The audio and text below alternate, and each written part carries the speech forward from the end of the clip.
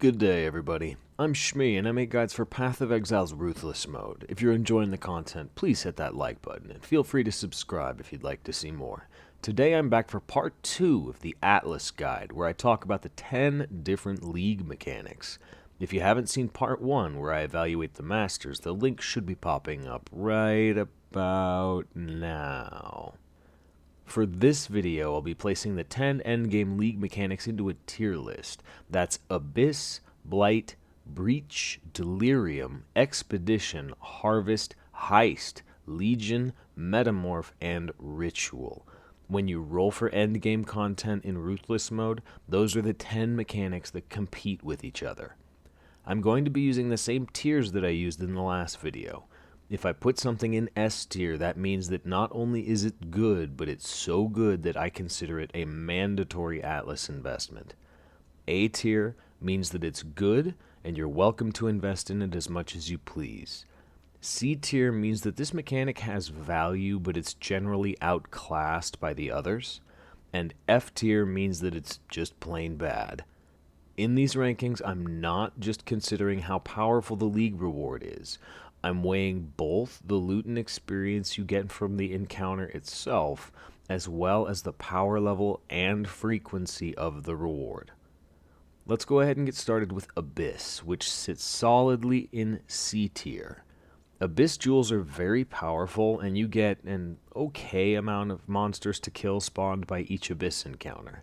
You don't get very much without a significant Atlas investment, though. Next up is Blight, which is a solid A tier mechanic. Early on, you can do Blight encounters with no Atlas investment whatsoever. They're not easy, but doable.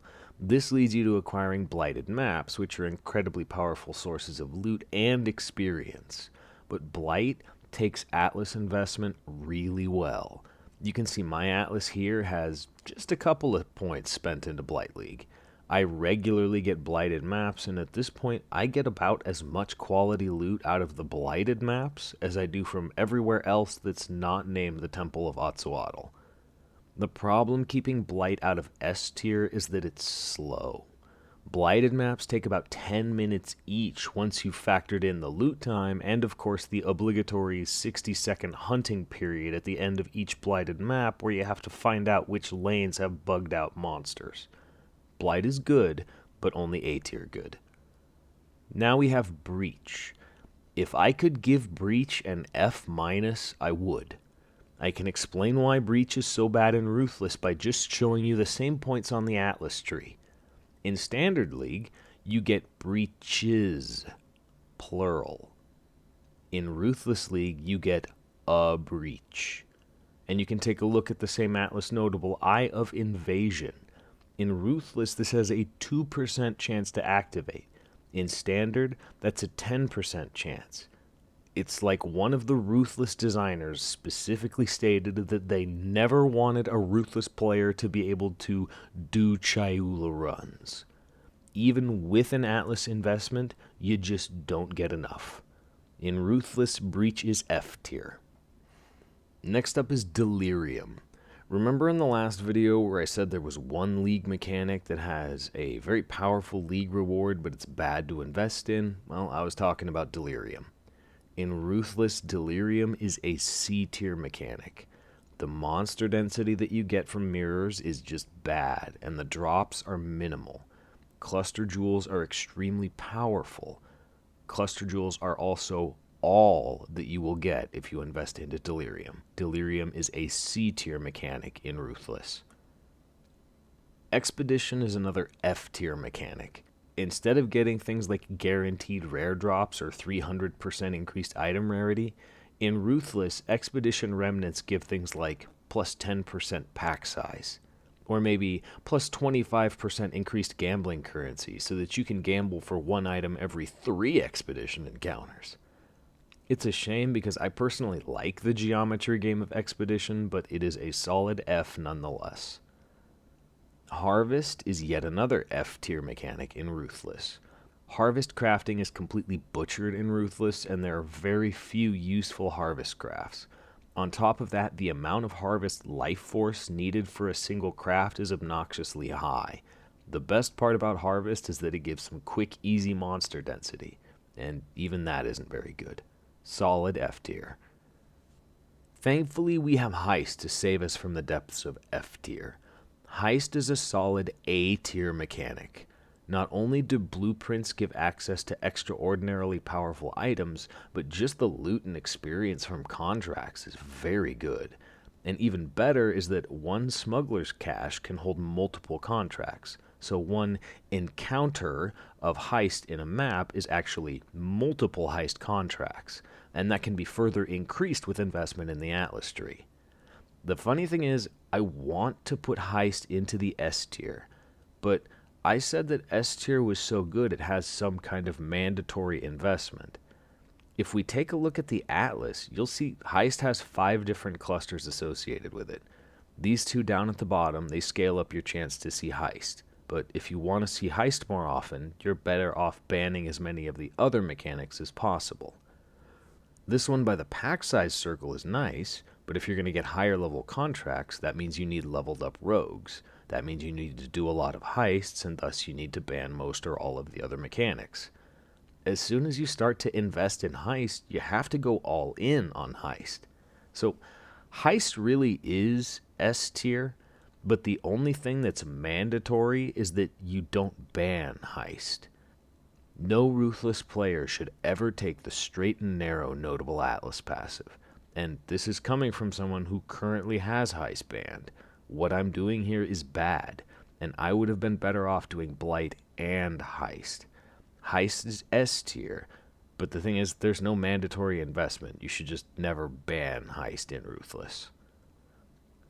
Legion brings us back down to earth with a hefty serving of meh. Legion is F tier because it suffers all of the same problems that Breach does. The rewards are few and far between, and in the end you used up a League mechanic roll to kill a few dozen monsters with generic drops. In Ruthless, Legion is F tier. Metamorph is another F tier mechanic because it adds almost nothing to your maps. When you get a Metamorph encounter, the organs are placed randomly onto monsters that are already in the map. Each Metamorph encounter only adds 1 boss monster, 2 if you have the right Atlas passive. If you want to spend 40 Atlas points to get a couple more rares out of each map, there are much better ways to do it. Catalysts are powerful, but not that good. Metamorph is another F tier mechanic that you should avoid. Last on our list of 10 is Ritual. In Ruthless, Ritual is solidly C tier. And while Ritual Altars can sometimes offer unique items or skill gems, most of the time you're just going to be taking mid-tier currency from the altar. The rewards are decent, but not great, so Ritual is C tier. Looking back at this list, I can kind of see why Ancestor League was so frustrating for me. I set out at the start to test all the 10 different League mechanics to see which ones were the best. I wanted to know which mechanics gave you the most bang for your buck in terms of Atlas points, and the answer that I found was none of them. If you really enjoy one mechanic in Ruthless, the best way to see it often is to ban all 9 others.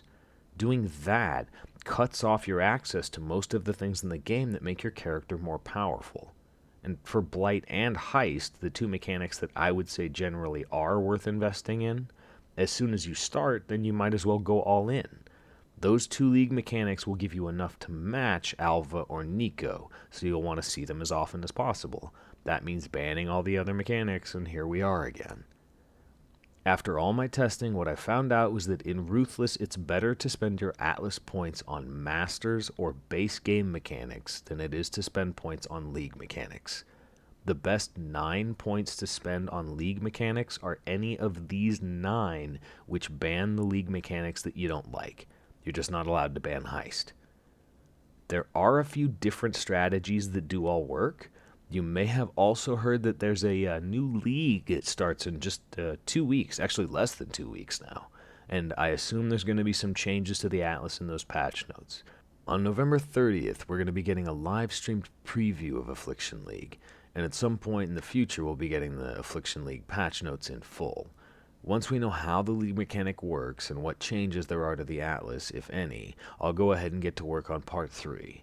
Until then, thank you for watching. and take care, Exiles.